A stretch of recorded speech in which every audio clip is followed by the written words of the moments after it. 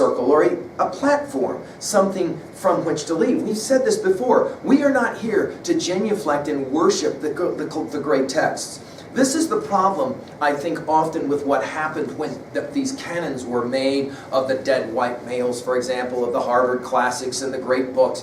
Where are the women, and why aren't those voices represented? That is a very important question, and it should be asked. But just because women are, for example, not included in the classic sets of Mortimer Adler's great books doesn't mean that those texts should not be read. They should be read, but they're a launching point. We have to leave them, which is why we pick up, for example, Tilly Olson's classic Silences, and we ask, why aren't there more women represented in the Harvard classics or in the great books? Tilly Olson will say, that's because women voices were silenced by males who were afraid of those new voices and wanted to keep them in check, that is to say, the patriarchy. But we need to know these ideas so that we can leave these ideas. We need to read Shakespeare so that we can critique Shakespeare. That's the project that we're engaged in, and Emerson would applaud our attempts, even our failures, we might say. He finishes, in like manner we see literature best from the midst of wild nature, or from the den of affairs, or from a high religion.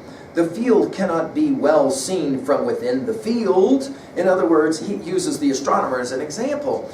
When you're in the middle, in the center of the field, it's hard to see the field. You've got to get some perspective. That's why we study. That's why we read great works of literature. I love this idea. When you travel, take a work of literature with you. Grab a book off your shelf. And if you don't want to take the whole book, then just tear a few pages out. Or, because you have the technologies, you have it there on your phone. And while you're traveling or while you're somewhere, read a couple of lines and see how you can then connect the reading and study of an idea with the experience of being in a foreign place. It's a wonderful way to travel. Let me recommend it to you. Certainly Emerson did the same, as did Milton in his travels. Paragraph 19, this is why, he says, we value the poet. We'll talk about the poet in more detail in our next lecture, because that's the next essay coming in the Harvard Classics, Emerson's classic essay called The Poet. The power, he calls it, of new wine. I hope in our study we've been able to at least demonstrate, not always, but every once in a while maybe an idea or a concept that a poet or an artist has shared with us that makes us think a little bit differently. So for example, when we read a text, we might think of, for example, Robert Burns' To a Mouse. And once we're finished with that text, we'll meet Burns in our next volume of the Harvard Classics. We come to that line, right? The only difference between you and a mouse is that you know about the plow, and the mouse doesn't. It's got no sense of it. Wow, what a compelling concept. Paragraph 20, he says religion is a circle. He says Christianity has evolved over the years, and he says that's a good thing. That's not a bad thing. I think that Emerson was conflicted about this. I think he started out in the pulpit as a preacher. We talk about Emerson from that perspective of Emerson the man, Emerson the person. And I think he was always conflicted about the fact that he decided to leave the pulpit. I think he had to. He felt compelled to do that. But I think at the same time, he was concerned about that because he realized he was a part of the evolution of Christian thought. Paragraph 21, he says nature is also a circle. He says it this way: the natural world may be conceived of as a system of concentric circles. We know this from our own study of biology, and of course, if you're a fan of The Lion King growing up, the great circle of life and all of that. And we now and then detect in nature slight dislocations which apprise us that this surface on which we now stand is not fixed but sliding. These manifold, tenacious qualities, this chemistry and vegetation, these metals and animals which seem to stand there for their own sake, are means and methods only, are words of God, and as fugitive as other words are. In other words, growth producing, right? This idea of the words of God, right, we go back to the notion of oversoul. This is nature as a capital N, not nature as a lowercase n. Ruthie's tree has a lot to teach us if we can see it. And of course, guess what? Ruthie's tree explains the circle, the cycle, doesn't it? A few months ago it looked dead because we were in winter. Now all of a sudden it starts to look alive because we are in spring. That's the way it works, right? Cause and effect, he says, are two sides of one fact. Paragraph number 22, he talks about virtue as a circle, the transcendentalism of common life. He says, you get or you receive what you look for. If you go out into the woods wearing your boots to protect yourself against snake bite, that's one view. If you go out into the woods barefoot and you don't care about snake bite, that's another view. In other words, he says that we seem to kind of receive the thing that we look for. Paragraph number 23, he says it this way: one man's justice is another man's injustice. One man's beauty, another man's ugliness. One man's wisdom, another's folly, as one beholds the same objects from a higher point of view. The importance of perspective, in other words. Paragraph number 24, he says, there is no virtue which is final. All are initial. The virtues of society are vices of the saint. The terror of reform is the discovery that we must cast away our virtues, or what we have always esteemed such, into the same pit that has consumed our grosser vices. In other words, he says even moral truths evolve over time. Now, this is obviously a very controversial idea, but for Emerson, he's going to say this is the nature of existence. And because that's the case, he says in paragraph 25, there is no lost time. The energy of the mind, he says, is always working. Now, paragraph 26, rhetorically speaking, is his beginning to concede a point. Remember, we say good writers do this. They are aware of or remember what we call the acrimonious audience. The audience, the reader, who will not agree with the writer. And he's aware that this is going to be the case. And in paragraph number 26, he says it. And thus, O circular philosopher, I hear some reader exclaim, you have arrived at what really is a fine Pyrrhonism, a question that can't be answered, at an equivalency and indifference of all actions. In other words, everything is true, and therefore even bad things are no longer considered to be evil. Well, this is going to be what we sometimes refer to as the Thrasymachon question.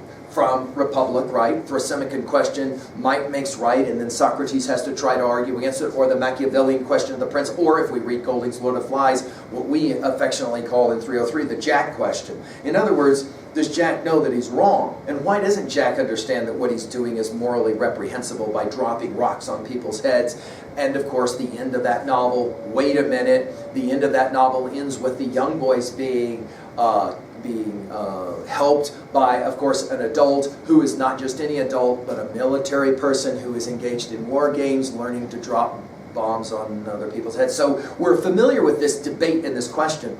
Emerson doesn't run away from this. And I think this is why it's wrong to say that Emerson is this blind optimist. I think he's acutely aware that he's raising questions about morals and virtues and values and the evolving tendency of those that are questionable and even dangerous. The way he says it, though, is interesting. He says, yea, into selfishness and sin itself, so that no evil is pure, nor hell itself without its extreme satisfactions. But lest I should mislead any when I have my own head and obey my whims, let me remind the reader that I am only an experimenter. I think this is going to be the argument of why he didn't want to consider himself a philosopher with a philosophic system. What is it Whitman says in passage 46 of Song of Myself? I have no chair, no church, no philosophy. In other words, I'm not interested in formalizing entirely my ideas. He continues, do not set the least value on what I do, or the least discredit on what I do not, as if I pretended to settle anything as true or false. I unsettle all things. This will be one of the favorite lines of the great German philosopher Nietzsche, and of course it sounds very much like thus spoke Zarathustra, doesn't it, right? No facts are to me sacred. None are profane. I simply experiment, an endless seeker with no past at my back. This may be the most personal statement of anything Emerson ever said in his essays when he says it this way. I am interested in challenging, he says. I'm an experimenter. Give me that as my greatest task. Of course, he hands that task over to us, and we say, wow, you know, this is really, I think this is really good, a good challenge to us, because it makes us critical then of all of his ideas, whether we're going to agree or disagree with those ideas. I've sometimes had students that say, well, you clearly agree with everything Emerson says because you're so enthusiastic in your presentation. Please, I'm going to try and be that way about anything that I'm presenting to you guys. You have to decide of the ideas that we're presenting from Emerson or anybody else, do they work for you? Here, notice, he himself will say this, right? However, let's do point this out. as we said in our last lecture, Emerson very much influenced the great John Dewey, who was in many ways so influential on education and educational philosophy of the 20th century, and by extension, obviously, the 21st century. That is to say, utilitarian and experimental in his approach to all things educational. Paragraph 28, he will say it this way. Yet this incessant movement and progression, which all things partake, could never become sensible to us but by contrast to some principle of fixture or stability in the soul. In other words, the only reason I can be an experimenter, give me a place to stand, and I can move the world. You'll remember the great thinker said, the great physicist said, the same notion going on here. In other words, he says there's got to be something stable for me to be able to push and to seek. And it is, he says, the soul. Whilst the eternal generation of circles proceeds, the eternal generator abides. That central life is somewhat superior to creation, superior to knowledge and thought, and contains all its circles.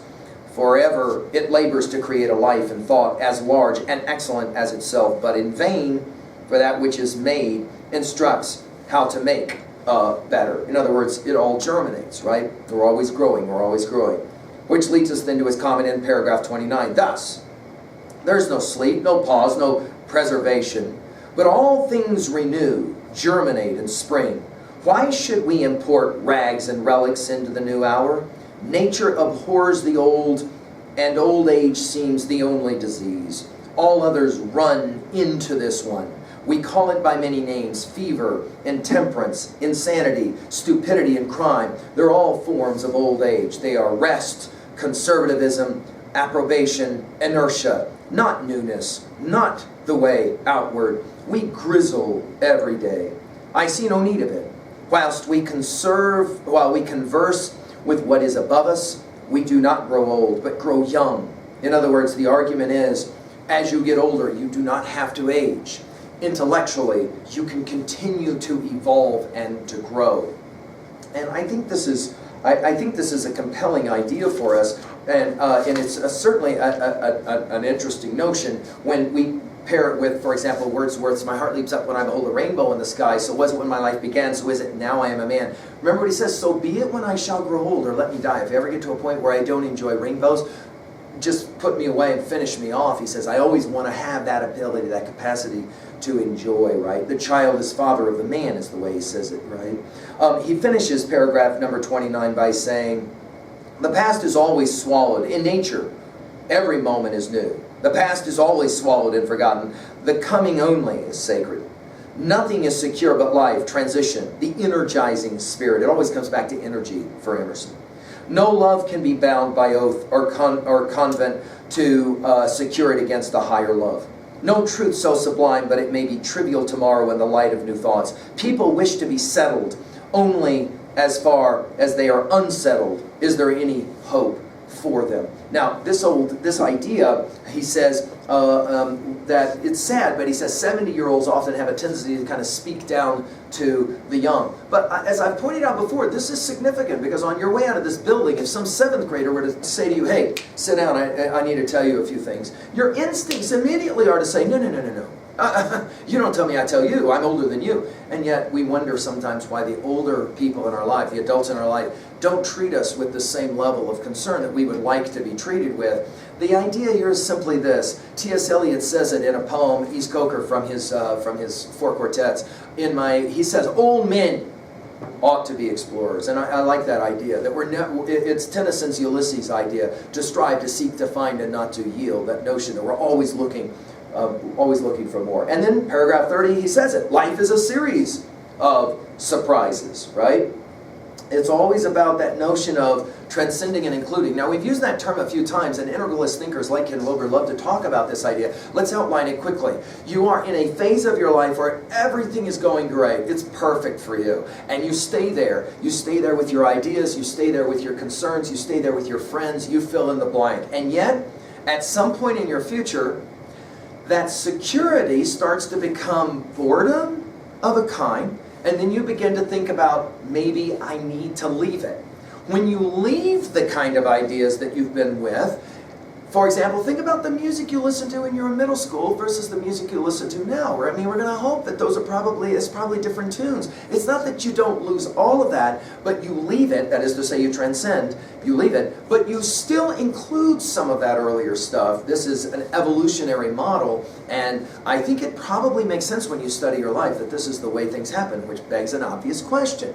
Does that process of transcending and including ever end? Do you ever get to a point where you say, okay, this is it, these are my ideas, this is what I know?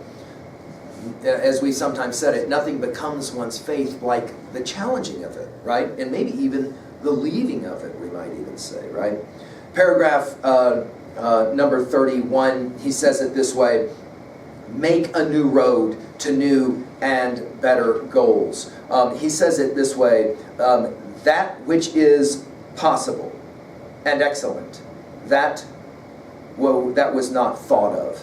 That's the challenge. In other words, always looking to go forward, right? He finishes paragraph 31 by saying, true conquest is the causing the black event to fade and disappear as an early cloud of insignificant result in a history so large and advancing. Now let's put it in our notes. This is Emerson's attempt to try to answer the theodicy question one more time. You'll remember from our Milton study. The theodicy question is, how can you explain really bad stuff happening, right? Evil, bad, suffering, whatever, in a world created by an all-loving, all-powerful deity? Emerson is going to respond that when bad things happen, he's not denying that bad things happen in a world, but he says there's always going to be something that can finally come out of it. While the Holocaust is a terrible thing, Elie Wiesel will write his classic Night. In other words, it's not that we would wish for terrible things to happen in the history of the world, but out of those events, good things can happen. Santiago said those who forget or ignore the past are damned to repeat it. One of the reasons why we study history, isn't it? Finally, paragraph number 31, he finishes by saying, the one thing which we seek, the final paragraph of the essay, this is how he finishes. The one thing which we seek with insatiable desire is to forget ourselves, to be surprised out of our propriety, to lose our semi-pertinent memory, and to do something without knowing how or why. In short, to draw a new circle. Nothing great was ever achieved without enthusiasm, maybe the other most often quoted line from this one. Think about that in your own life. Think about that in the people you respect. Nothing great was ever accomplished or achieved without enthusiasm. The way of life is wonderful. It's by abandonment. The great moments of history are the facilities of performance through the strength of ideas as the works of genius and religion. A man, said Oliver Cromwell, never rises so high as when he knows not whither he is going. All those who wonder are not lost, to quote Tolkien, right? In other words, there's always the quest, and that quest is, again, a compelling idea.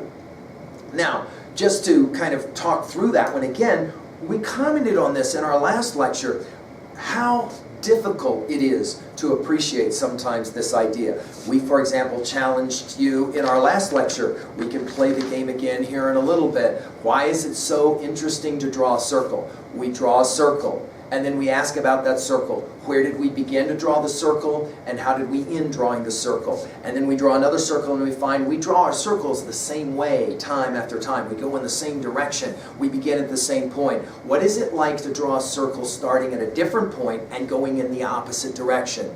Emerson would say, that activity proves a lot. The ways in which we fall into habits and routines unconsciously, that will sound like Socrates in The Unexamined Life is Not Worth Living. So why not begin to challenge yourself to draw new circles in new ways? Let's play the game now at level 2 and 3. Messages, themes at 2A. Obviously everything is in flux, but we have to learn to embrace that and accept that. The rhythms that we love, they are going to go away. You haven't met any 200-year-old people. That means you're not going to be alive forever. So whatever rhythms it is that you seek to establish, understand that they're going to go away. Things change, and the ability to adapt to the new changes obviously keep us young, is Emerson's point. You're always evolving, in other words. And that leads, point number 2, to hope. The hope that you can experience is the hope of realizing there's always something else. There's always more. There's always something coming. Remember, again, what Shelley said at the conclusion of Ode to the West Wind. If winter come, and it will, can spring be far behind. Even bad events, to finish. Even bad events can lead to some understanding and usefulness, dare we say it, the possibility of a good event. You had to have the tragedy of the American Civil War for slavery to finally be abolished. Think about that. Okay? You had to have the terrible events of the First and the Second World War to get rid of the fascism or the Nazism of the Second World War. Right? In other words, and at the personal level, we ask it this way. No longer ask when bad things happen, why did this happen to me? But rather, why did it happen for me? Changing that preposition forever can change the way we look at the world. Level 2B and the rhetoric, we pointed this out. And I hope I've been able to share this with you, the power of the rhetoric, the power of the language. Think about this, the power of a symbol. Right? There's no end, there's no beginning in the creation of the drawing of the symbol, of the circle. The circle is a powerful symbol, and of course it comes up again and again, doesn't it, in world thought, in world religions, and world mythologies. Think about the power of questions. The ways in which, for example, Emerson imagines that somebody is going to say, well, if you're saying that all morals evolve, you're saying that anything considered evil can ultimately be considered good.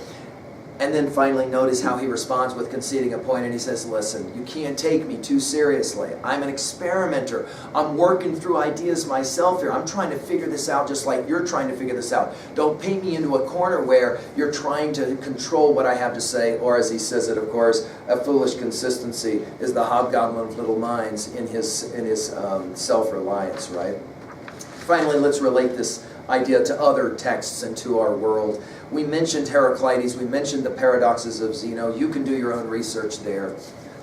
T.S. Eliot we mentioned already. His East Coker and Four Quartets, of course, a famous line, maybe the most famous line associated with him, in my end is my beginning.